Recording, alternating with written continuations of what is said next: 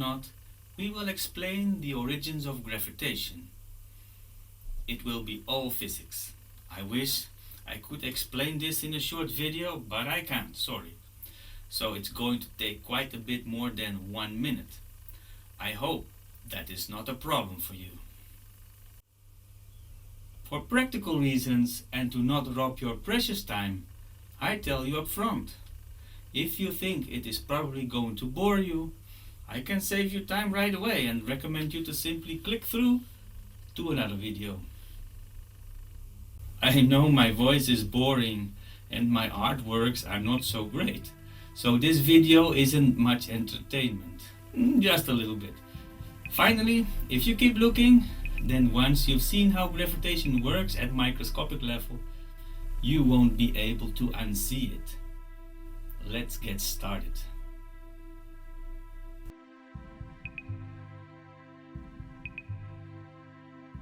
Already since a long time people were having trouble with gravitation, as you can see in this animation. Gravitation also bugged Sir Isaac Newton. Newton thought that gravitation is a measurable force of attraction between two objects. Newton saw gravitation as a field of force resulting from mass attracting mass. He reasoned that the planet Earth is a large mass and it pulls on an object with smaller mass like an apple, or with bigger mass like the sun. Gravitation does that, so he thought, through the means of a gravitational field. He invented this fabulous gravitational formula that would be used by everybody for the ages to come. But did you know that Newton's theory of gravitation was insufficiently accurate? If you already knew that, you definitely will be able to understand the rest of this video. But if you didn't, you may also keep watching if you wish. The problem was that the path of the planet Mercury, when calculated with Newtonian gravitation, would not be correct. This is when Albert Einstein entered the scene. Yeah, that guy again. Sorry, I had to say this. It is becoming some kind of physics meme. Just like Newton, Einstein was a heavyweight in the physics world, and just like Newton, he was also tortured by gravitation. In his theory of general relativity, Einstein said that gravitation is a matter of geometry, not force fields. Einstein came up with the theory of general relativity that contained the Einstein field equations that would describe that geometry and how mass and photons would interact with it. Einstein's field equations continue to be employed today and provide a comprehensive description of the universe. And you know what? We are still unable to prove Einstein's general relativity wrong. Well, except maybe for the disappointing fact that we find it odd that we cannot see dark matter. In this presentation, we will build on Einstein's ideas, and we will not attempt to disprove it. The mechanism of gravitation will be treated here as an independent phenomenon from the other forces of nature, so that we can isolate the mechanism. Just like in general relativity, we will consider the gravitational action to be caused by space-time warping. Space-time? What is space-time? Well, we see space, but nobody can see space-time. However, it will be necessary to try to make you see what it does mean, in a very simple way, of course. Just enough to understand the rest of this theory. I'm quite certain that you have encountered this particular space-time depiction at some moment in your lifetime. However, what does it actually mean? How to comprehend this picture without extensive tensor mathematics? Okay, in order to comprehend this space-time depiction, we shall first need to define space, not space-time, as the familiar Euclidean space we inhabit. We fantasize that we know everything about space-time, and that we can see and understand space-time like we see and understand Euclidean space. Then from that position of space-time, we define Euclidean space as space, not space-time. Simple. We remove a dimension time. Then, if we want to see the action that space-time has on Euclidean space, we will need to reduce the number of dimensions of the Euclidean space to 2. And then we can show where the action occurs in space, not space-time, from the perspective of space-time. Someone developed this well-known curved surface from the Einstein field equations as a representation of a curved space, non-space-time, as space-time curvature. So for clarity, we have our space-time curvature and we have our two-dimensional space, not space-time plane. That is the playground of space-time for now. Okay, but how do we get from space-time to space, not space-time? Einstein's field equation must contain some traces of Newton's formula. Good. Consider this space-time curvature as a genuine hard surface standing in a room with normal homogeneous Newtonian gravitation. Just every room. And let's take some nicer coordinates to present things better. Everyone who is observing this scene should now have an instinctive understanding of the unfolding of events. We position a physical ball with mass mxn somewhere on the space-time curve and release it. If the ball has no initial velocity in space-time, the object will accelerate toward the center of the curvature. Gravitation interacts with mass, and acceleration is generated by the resulting force in the continuously changing movement direction. All of the events depicted in this graphic are explicable by Newtonian physics. If we wish to comprehend what occurs in space, not space-time, we must project this mass, m perpendicular, from space-time onto the space, not space-time plane, in order to determine how the actual mass m travels in space, not space-time. We observe that the mass m falls directly toward the large body, accelerating in space, which is intuitively accurate. We keep this in mind to comprehend what occurs when a small mass orbits a large mass. In this video here, you can see a mass orbiting another mass. You can imagine that it could be a big steel ball orbiting the Earth, or the Earth itself orbiting the Sun. The smaller object is seen here moving on a circular path through space, not space-time. From physics lessons, we know that the centrifugal acceleration outward is v squared divided by r. We know that the gravitational acceleration towards the big mass is given by Newton's law of gravitational force divided by the mass of the ball. When they cancel each other out at every moment, then we have a stable orbit. If they cancel each other out and they also have the same size at every moment, then the orbit is circular, like what is presented here. That would be the most simple situation that we can describe. If we want to understand what happens in space-time, we see that the small object on the space-time geodesic tries to move upward on the gravitational well. That is well, and then it tries to move upward against the gravitation of the room. This is caused by the centrifugal force that tries to force the rolling ball uphill. The gravitation in the room acts on the ball downward. The space-time surface is curved towards the center of the curvature, and the ball is forced downhill and therefore towards the center of the big mass. Also here it is valid that when the forces cancel each other out, then we have equilibrium and the ball follows the space-time geodesic.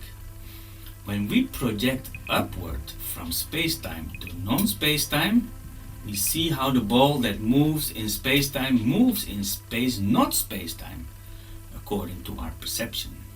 But never forget, in reality there are no forces, only space-time curvatures, where the ball will accommodate itself and follow the space-time curvatures in space-time. Okay, so gravitation is no force. It is a space-time geometry caused by the interaction between energy, space and time.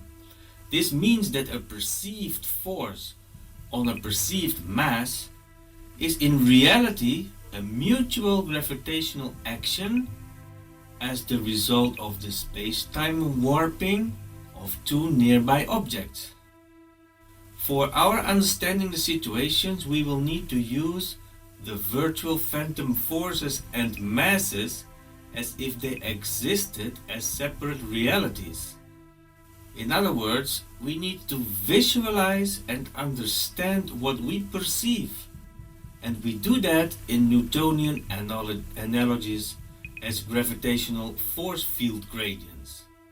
And we act and calculate as if masses do exist as masses, though in reality mass is just the gravitation of what we perceive from what we call matter mass. But it's all relative. We do not know if the cause of gravitation is only particulate mass. Who knows, it could be generated by other means. For this reason, we will need to specify what we do know.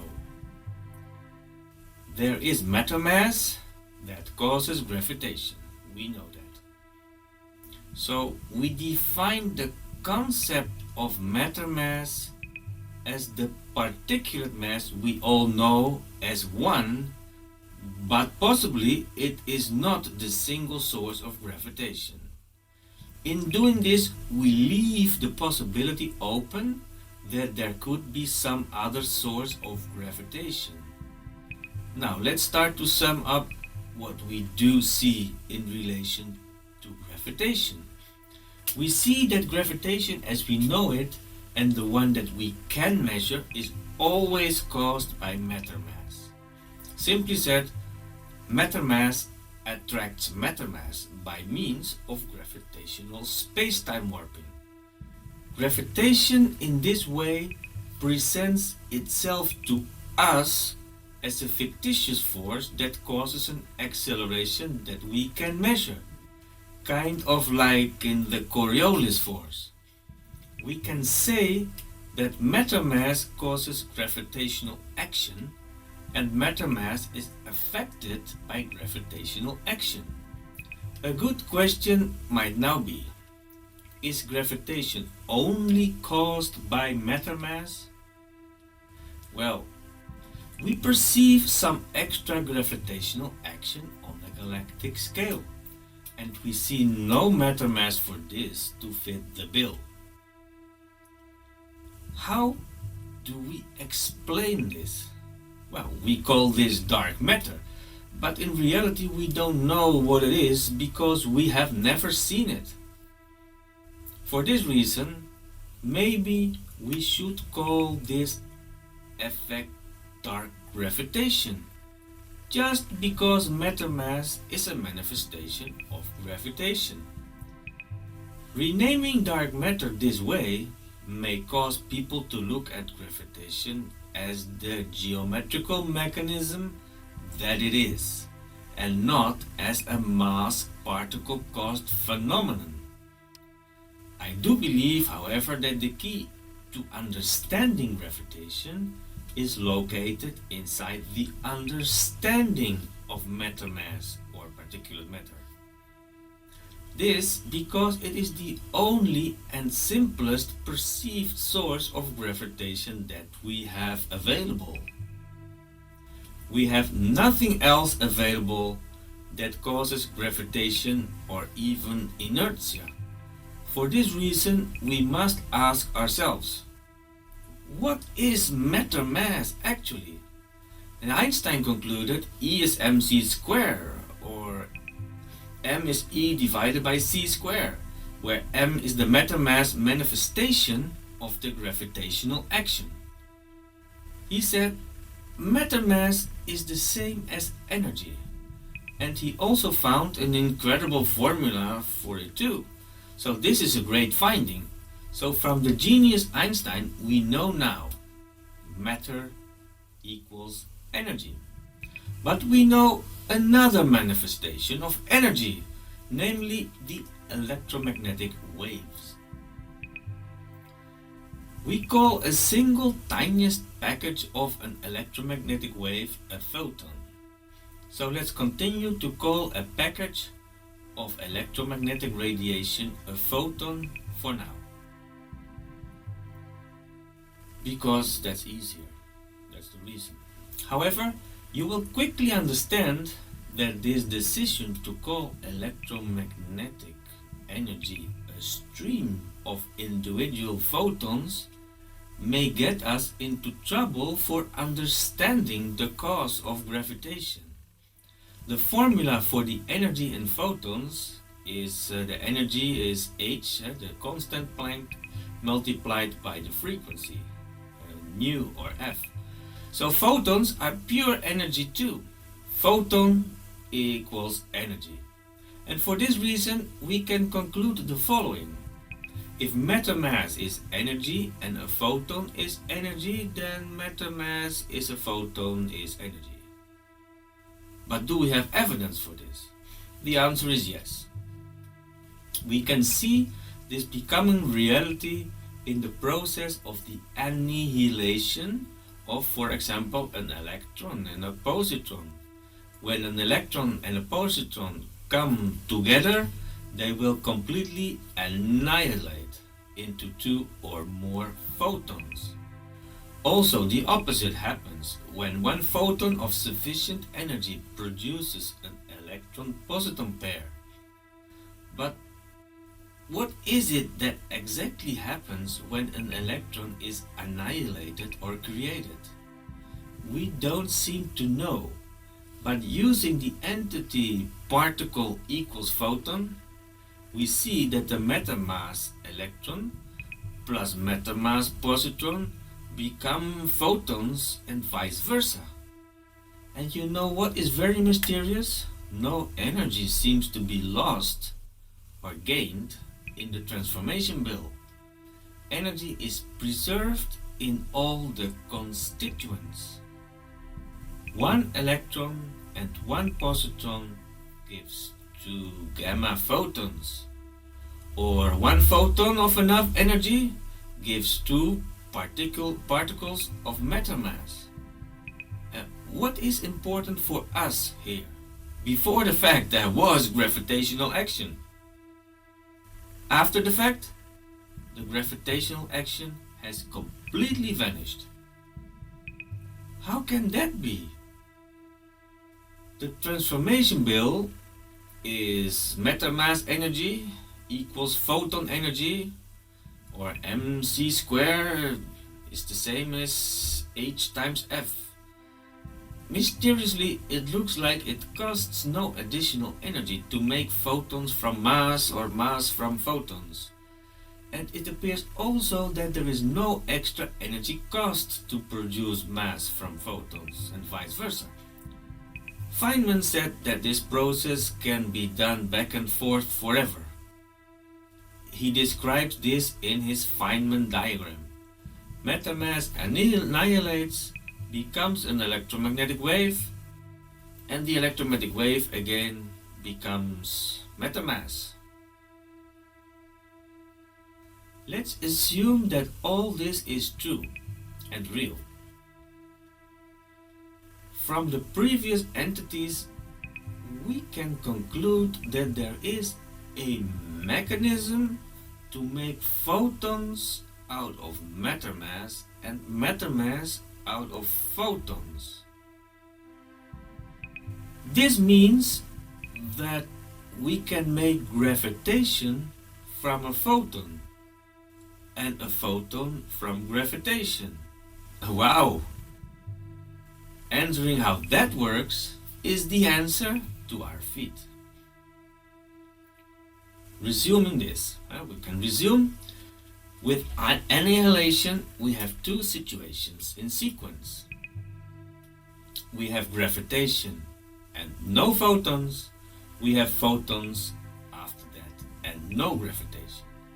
There is a mechanism that causes energy to be a photon, and there is a mechanism that causes energy to be a particle of matter mass. Answering the question what happens in between the conversion from matter mass to photons, I propose here that we start with trying to most simple of mechanism changes. So the answer to what is the difference between a photon and a matter mass particle in terms of the mechanism of how energy is perceived, the answer is nothing. We want to see that the gravitation physics before and after the annihilation remains exactly the same.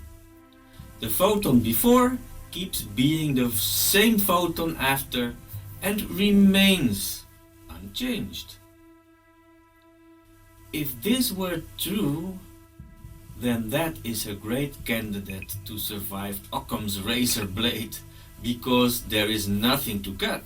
Okay, but now seriously, how can I ever get away with that?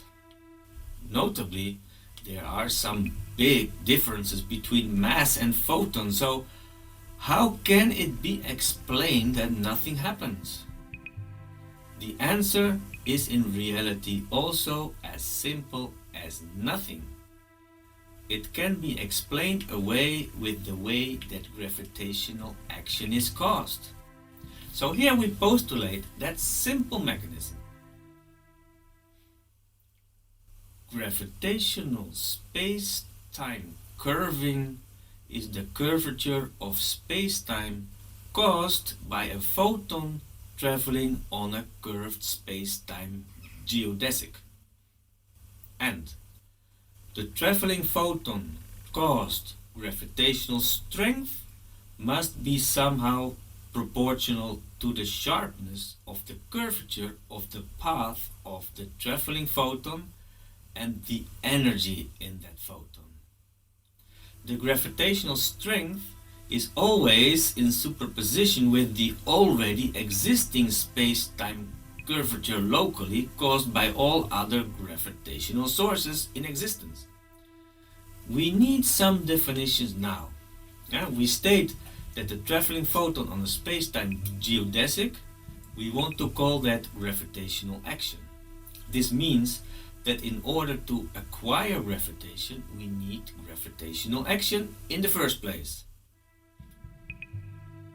We will now show that this solves all gravitational trouble that we are having in one single definition.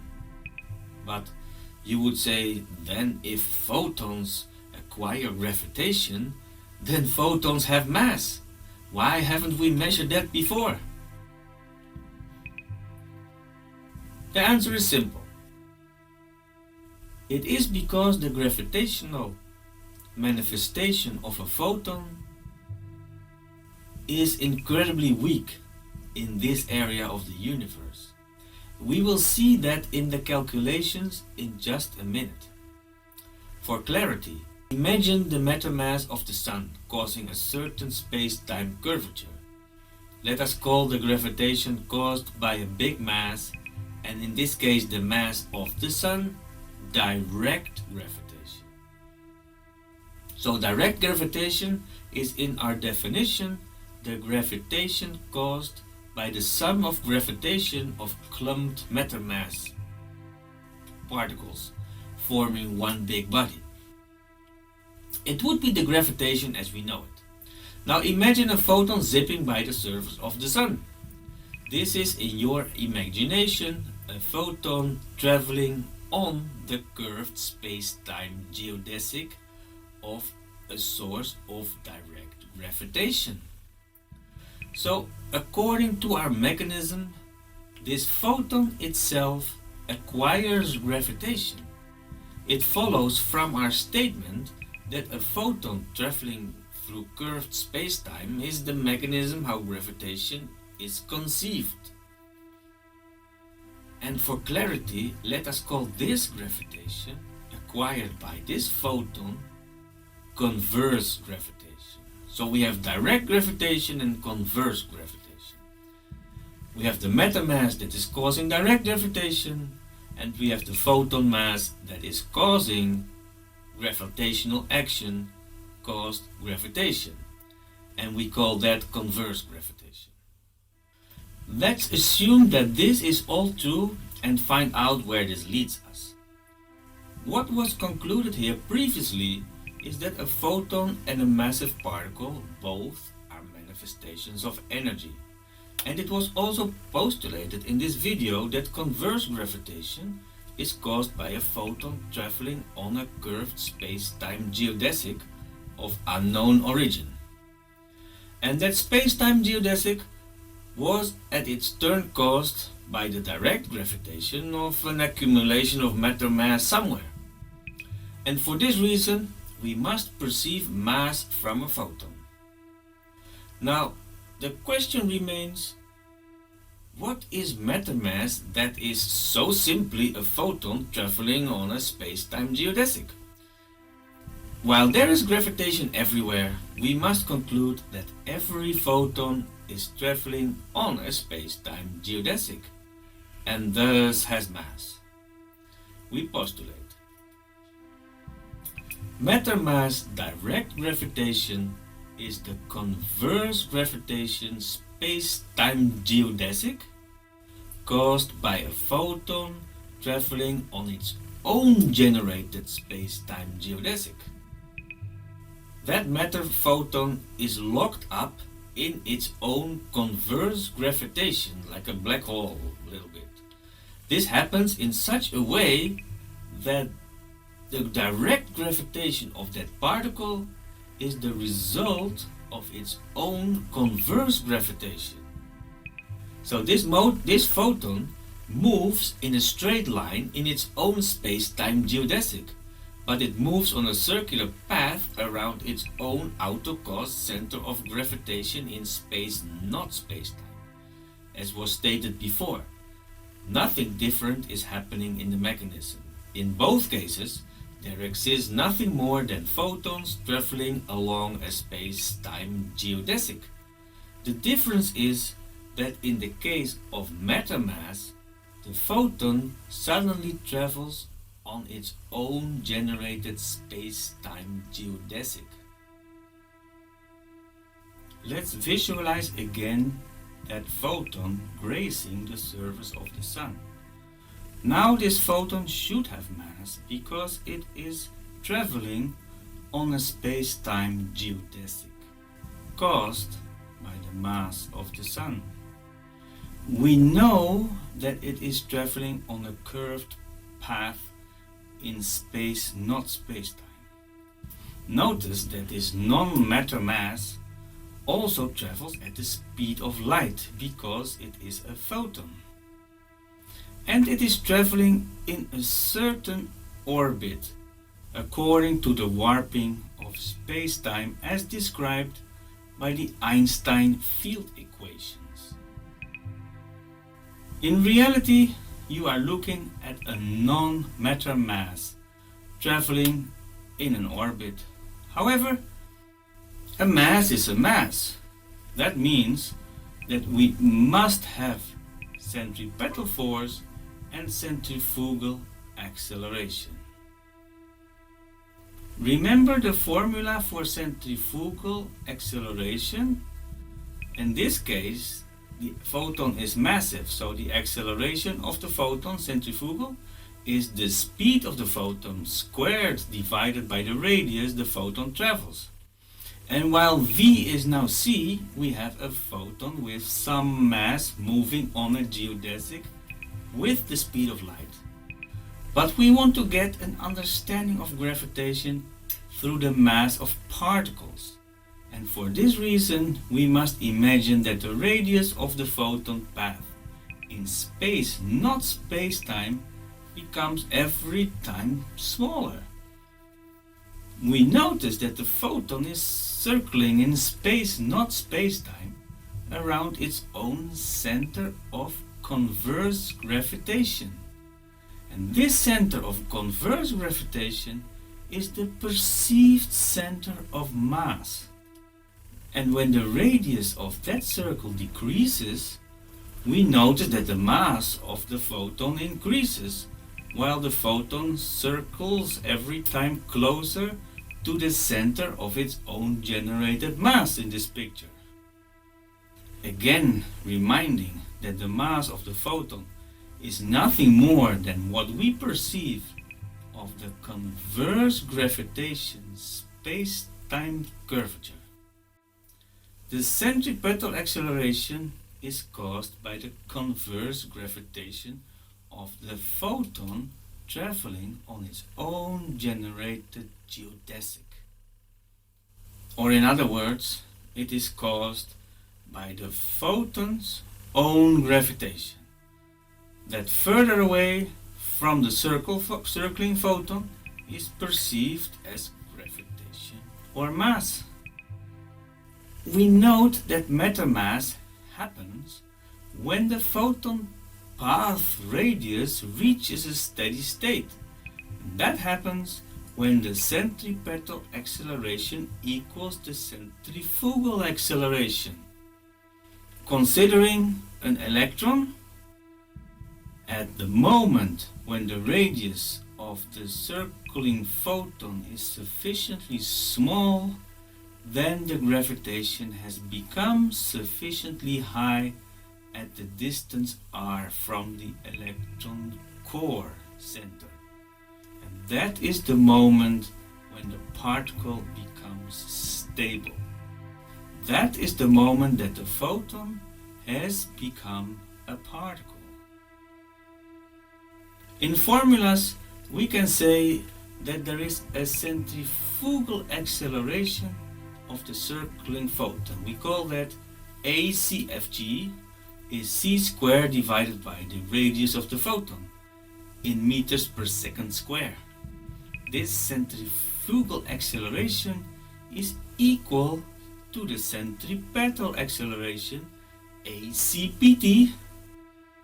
This results in a radius of the electron, and that radius is r electron equals 6.8 times 10 to the minus 58 meters. Note that this is way below the Planck length, but also notice that this would be the very basic of the mass of the particle. Also, the photon would cramp itself inside this space and circle its center of gravitation, an amount of the wavelength of a 511 kilo electron volt photon radius of the electron, and that is 5.7 times 10 to the 44 times. The converse generated gravitation alone would give rise to the mass perception of the electron. The dense packaging of the electromagnetic properties interfering 5.7 times 10 to the 44 times with itself in this tiny space would give rise to the perceived size and other properties of the electron that we know. This is visualized here as the little halo. That would be the electron. And for understanding, we will continue looking at the electron as the basis for all our references, because it's easy to calculate with.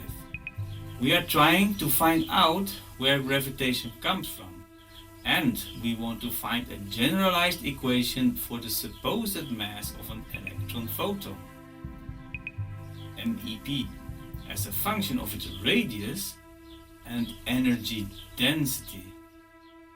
So for this, we will look at that photon not in terms of an energy package, but in terms of a stripe of energy density, rho EP, alongside a wavelength's length. That energy density of that photon would be in joules per meter and can be calculated from the formula for the energy in that photon. And that would be Planck's constant multiplied with the frequency of that electron photon and divided by its perceived wavelength. The perceived wavelength of a photon is generally referred to as the lambda of that photon. The energy density of the photon causing the electron rho EP equals h times nu, or the frequency, divided by lambda. Thus h times nu is lambda times rho EP.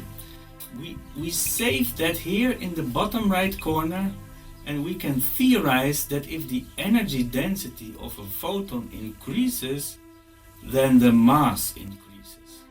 We can also theorize that if the radius of the path of the photon as the result of space-time curvature decreases, then the mass will also increase. From the entity E is mc squared and E is h times nu, we find that the mass of the electron photon giving rise to the mass of the electron would be, in the case, MEP is 9.11 times 10 to the minus 31 kilogram. We save that mass formula on the right as well, and from the radius formula that was saved in the top right corner, we get that lambda EP is g times h divided by the radius rep times c to the third. This is in meters as well. We substitute the entity h times nu is rho times lambda in that formula in the top right corner and get that the mass of the electron photon MEP is lambda times rho divided by c squared. When we substitute the formula for lambda EP in this formula, we get the final formula for the MEP as a function of the rho and radius r, and it equals rho times g times h divided by rep times c to the fifth. And this is in kilograms. When we realize that the equilibrium state is not necessary for finding the mass, we can theorize that the mass of any photon tracing a circle in space, not space-time, as a function of its energy density equals rho times g times h divided by the radius of the circle times the light speed to the power of 5 in kilograms. We will now find justifications to understand why this modified, or maybe better said expanded, special relativity theory is most likely true, and that it explains things like dark matter, inertia, neutrinos, relative mass, etc. So the first thing that I asked myself when I saw this was, then if photons have mass, then why haven't we measured the mass of a photon yet? For this, we go back to the photon. The photon grazing the surface of the sun, and imagine that its path is curved as it progresses in space, not space-time, as it advances by the sun. In the extreme case, we consider the highest energy photon that has ever been measured. I looked that up, and in 2019 a photon was detected and its energy exceeded 100 tera electron volt.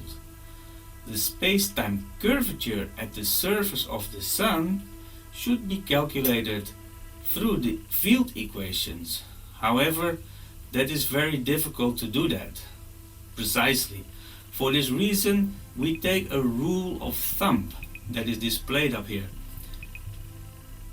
And we find that the radius of the path of this photon in the vicinity of the Sun would be about 8.5 microradians, bending over a greater distance of say 10 degrees around the Sun's surface.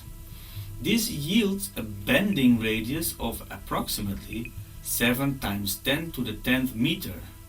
The energy density ρe of that extremely high energy photon is 1.3 times 10 to the 15th joule per meter. That's incredibly much. We can substitute this in the formula for the mass of the photon, and we find that the maximum mass limit for such an extreme photon in our solar system is about 3.5 times 10 to the minus 82 kilograms. This means there is no way still that we can measure the mass even from the most extremely heavy photon in our solar system. But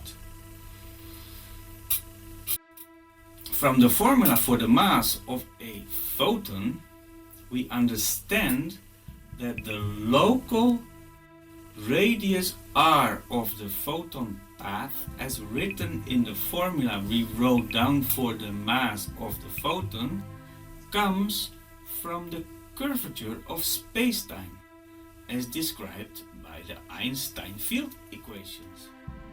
There is more mass in the center of the galaxy than here, so there is more direct gravitation in the vicinity of the center of the galaxy. And this means that the space-time curvature in the vicinity of the center of the galaxy is always much more curved than at the edges of the galaxy. This means that the photons close to the center of the galaxy are more massive than the same photons in the vicinity of the Earth, far away from the center of the galaxy. Also, the photon density, the amount of photons per cubic meter in the center of the galaxy, is much higher. All this means that much more mass can be attributed to every cubic meter of space in the vicinity of the center of the galaxy than in the vicinity of the Earth in the outskirts of our galaxy. And this would give rise to the phenomenon dark matter. That dark matter is actually the perceived gravitation from the mass of all electromagnetic radiation. And ironically, dark matter would actually, in that case, be light.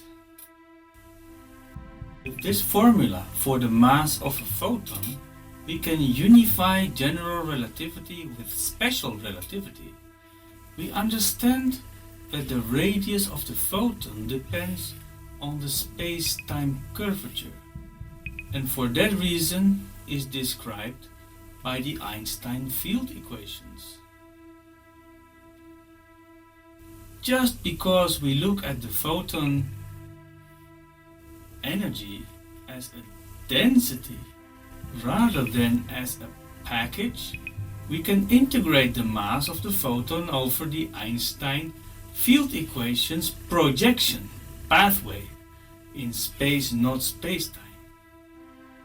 If we consider two-dimensional x and y movement of the photon in space, not space-time, then we get for the photon path of a rest mass of a massive particle, where the photon is rotating in circles, the following situation.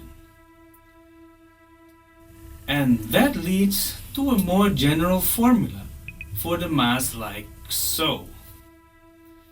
Yes, if you go through the math, this formula is precisely the same as mc squared.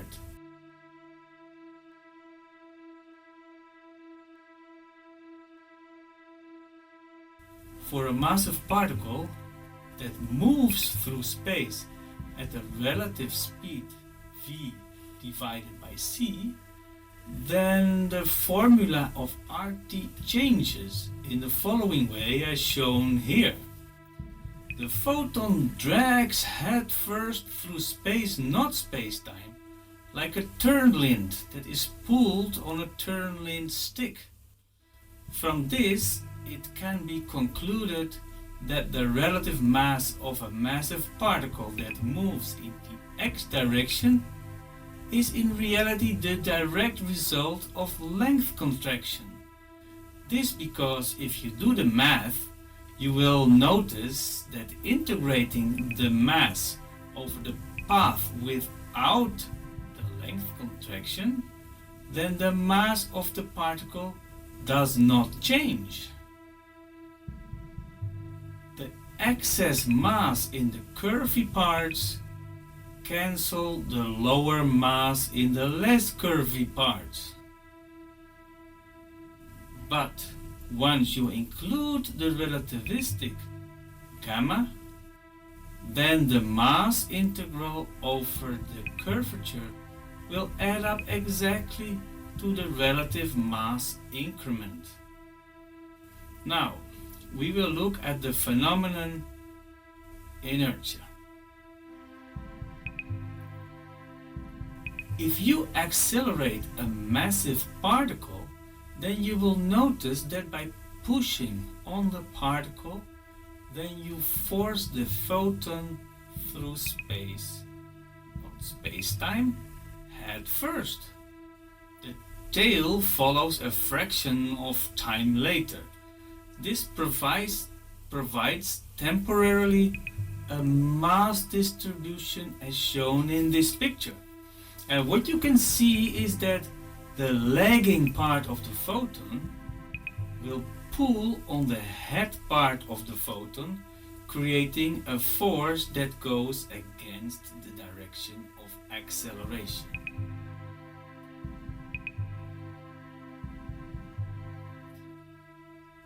What would be the max speed of a particle?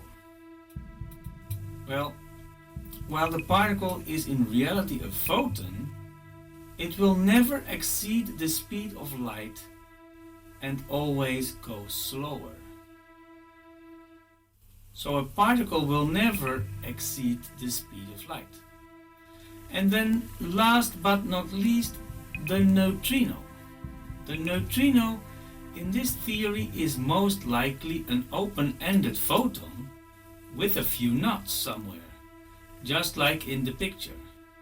The neutrino photon will go at the speed of light minus n times the somersault, where it goes backwards a tiny bit for a tiny moment. 2 times exactly in the case of the displayed example. Without calculating, we reason that the knot is incredibly small, because 1 knot radius must make up for the equilibrium of the centrifugal acceleration and the converse gravitation. The cross-section of the neutrino is the size of those very small knots, and therefore very, very small compared to, for example, an electron. A neutrino has mass in the knots and goes at nearly the speed of light. This must be the reason they hardly interact with other matter mass.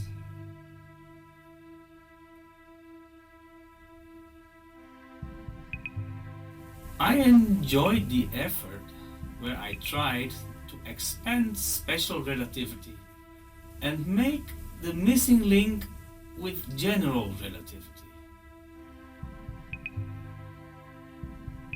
I hope you appreciated the effort and enjoyed this video. Have a nice day.